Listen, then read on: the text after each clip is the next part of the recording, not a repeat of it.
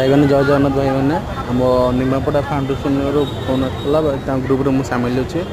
ସେ ଭାଇ କହୁଥିଲେ ଯେ ପୁରୀ ଲୋକନାଥ ମନ୍ଦିର ପାଖରେ ଆଜି 100-150 ଲୋକମାନେ ସବୁ ହାଣ୍ଡିକ୍ୟାପ୍ ଗରିବ ଲୋକମାନଙ୍କୁ ସାହାଯ୍ୟ କରିବା ପାଇଁ ଖାଦ୍ୟ ବଣ୍ଟା ପାଇଁ। ଆଉ ମୁଁ ଯାଇଥିଲି ସେଇ ସମୟରେ ଭାଇ ମୁଁ ଯେତେବେଳେ ଯାଇଥିଲି ମାନେ ଗୋଟେ ଗରିବ ଲୋକମାନେ ହାଣ୍ଡିକ୍ୟାପ୍ ମାନେ ବିଶ୍ୱାସ କରିବେନି ଭାଇ ଖରାରେ ଟଙ୍କାଟା ପାଇଁ ବି ସିଏ ଭିକ ମାଗୁଛନ୍ତି, ସିଝି ଯାଉଛନ୍ତି।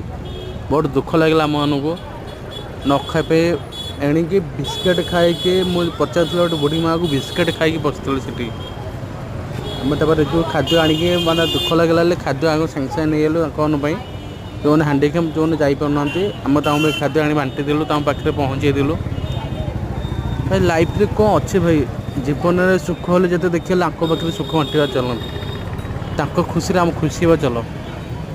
ଦେଖନ୍ତୁ ଭାଇ ସେ ହାଣ୍ଡିକ୍ୟାପ୍ ମାଆଙ୍କୁ ପଚାରିଲା ପରେ ସେ ମୋତେ କହିଲେ ମୋ ପିଲା ମାଆ ସମସ୍ତେ ଅଛନ୍ତି, ବୋଉ ଅଛି, ପିଲା ଛୁଆ ସମସ୍ତେ ଖାଲି ଦିନେ କାଳେ କେବେ ଡାକୁନାହାନ୍ତି। ଏ ମାଉସୀଙ୍କ ଘର ହେଲା ଆମର ଅସ୍ତରଙ୍ଗ। ମାନେ ଘର କୁଆଡ଼େ ଆସି ପୁରୀ ଲୋକନାଥ ମନ୍ଦିରରେ ବାବାଙ୍କ ପାଖରେ ପଡ଼ିକି ଭିକ୍ଷା ମାଗୁଛନ୍ତି, ନିଜେ ପେଟ ଚଳଉଛନ୍ତି। ଆଉଠୁ ବଡ଼ ଦୁଃଖ କ'ଣ ଅଛି।